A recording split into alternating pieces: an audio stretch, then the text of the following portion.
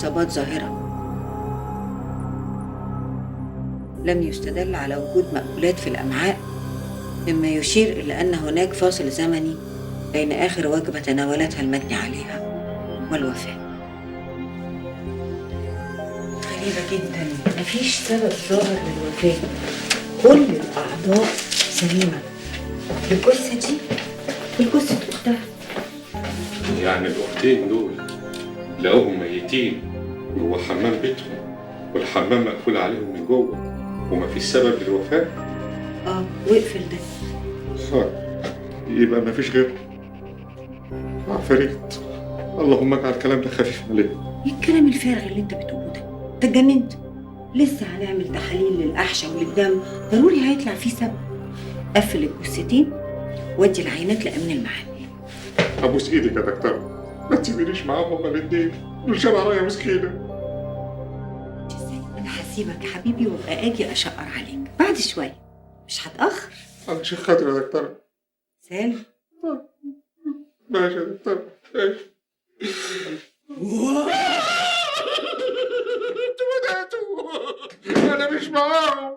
ايوه انا بعمل اللي عليا. قفل يا سالم، افتح يا سالم. انا هقفل واتصرفوا انتوا معاهم بقى، عيشوا.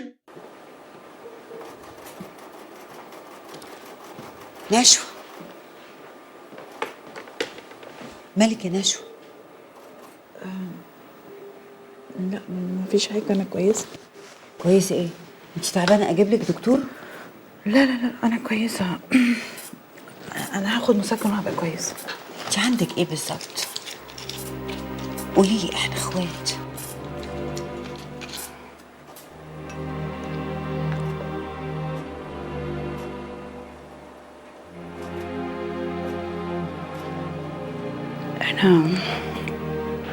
أنا تعبانة قوي وخايفة أموت. يا شيخه بعد الشر عليكي، في ايه؟ أنا عندي كانسر، ورم في الرحم. عارفة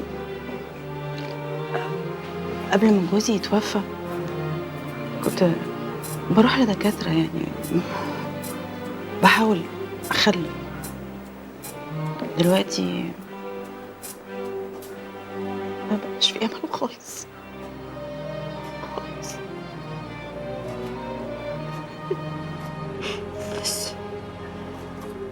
بس أنا خايفة. اهدي، مش هسيبك، مش هسيبك خالص.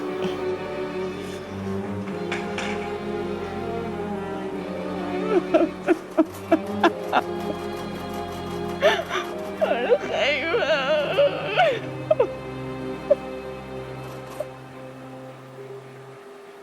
هل ابنك كريم كان عايش معاك بصفة دايمة ولا كان عايش مع والدته؟ لا يا باشا، هو كان عايش معايا يعني، بس بصراحة يعني أمه هي اللي كانت بتصرف عليه يعني. كانت عايزة تعيشه في مستوى ولاد الزواج يعني.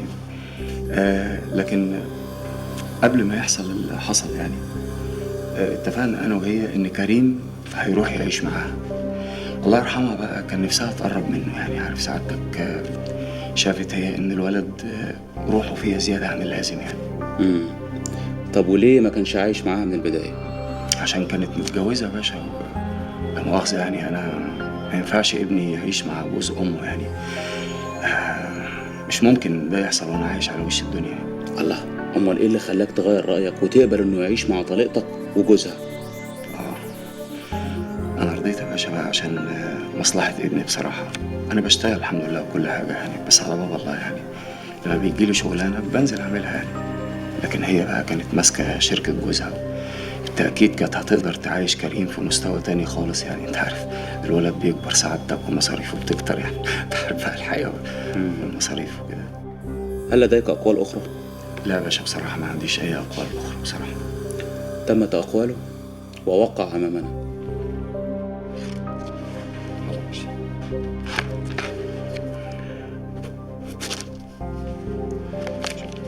بس خد بالك، أنا هستدعيك تاني. ها؟ يا باشا انا تحت امر الحكومه كلها يا باشا. بابا استدعاني من اسكندريه علشان استلم اداره الشركه. هو كان في مشاكل في الشغل ليها علاقه بارباح الشركه في الفتره الاخيره. بابا كلمني من اسكندريه وطلب مني ادور على لبنى، وفعلا بعت حد يدور عليها في البيت. علاقتي بيها كانت عاديه، كانت مرات ابويا. الو، ازيك يا عايده وازاي الولاد؟ عاملين ايه؟ انت طفشان ليه؟ بالراحه عليا شويه. انت مالك داخله عليا زي القطر كده ليه؟ انت 100% عامل عامله. عملت ايه بس؟ انت عايزه تلبسيني مصيبه وخلاص؟ امال عادل قلب عليك الدنيا ليه؟ انا ماليش دعوه بالكلام ده. انت لو ما رجعتش النهارده يستحسن ما ترجعش خالص. خلاص هوضب اموري وارجع. تظبط ما تظبطش انت حر.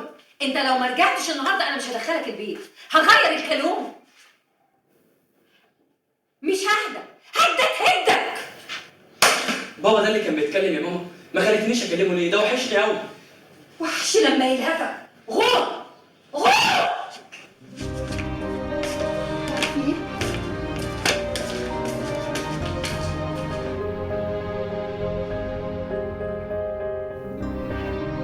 اهو معاك جدول امتحاناتك ومحاضراتك، مالكش حجه.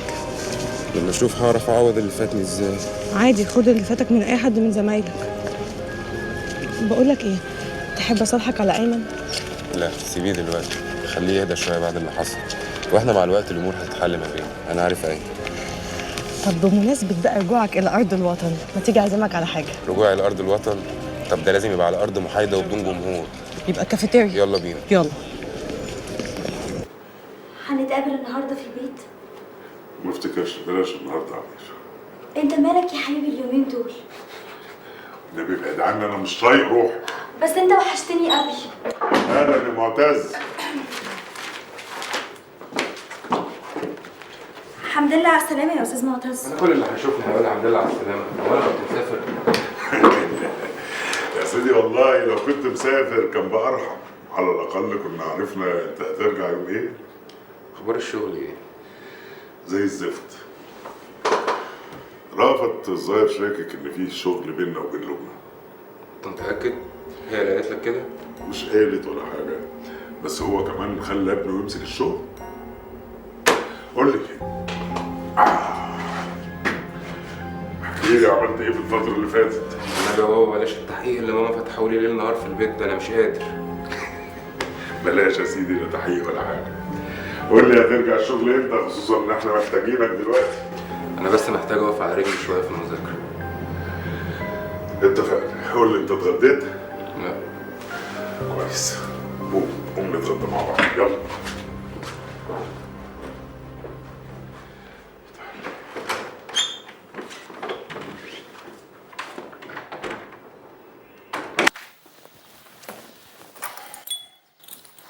لو حد سأل عليا قولوا ان انا روحت. اليوم طويل النهارده يا وائل بيه. ادخل. تمام يا فندم، في واحد بره عاوز يقابل سيادتك. بخصوص ايه؟ عادية لبنى مسعود يا فندم. هاته. امرك يا فندم. مساء الخير يا فندم. انا جاي اعمل محضر ضد عضو مجلس الشعب رأفت صلاح الدين. مرة واحدة كده؟ انا بتهمه ان هو اللي قتل مراته لبنى مسعود. انا كنت عارف ان كان في مشاكل بين المرحومه وجوزها على الشغل قبل ما تتقتل. وايه طبيعة المشاكل دي؟ معرفش تفاصيل، بس واضح انها كانت كبيره، بدليل ان هو شالها من اداره الشركه وجاب ابنه بدلها. وما جيتش تشهد قبل كده ليه؟ اصل انا في الاول كنت شاكك وما كانش عندي معلومات كفايه، بس لما عرفت التغيرات اللي حصلت في الشركه اتاكدت. وايه علاقتك بالقتيلة بالظبط؟ كنت ماسك التعاملات اللي بين شركه رأفت اللي هي كانت ماسكاها وشركه بابا عادل البنهاوي، ومع الوقت بقينا صحاب. صحاب لدرجة انها تحكي لك خلافاتها مع جوزها؟ ده انتوا كنتوا صحاب قوي بقى على كده؟ هي ما كانتش بتحكي لي تفاصيل، بس هي الفتره الاخيره كانت متغيره شويه، ولما سالتها اكتر من مره قالت لي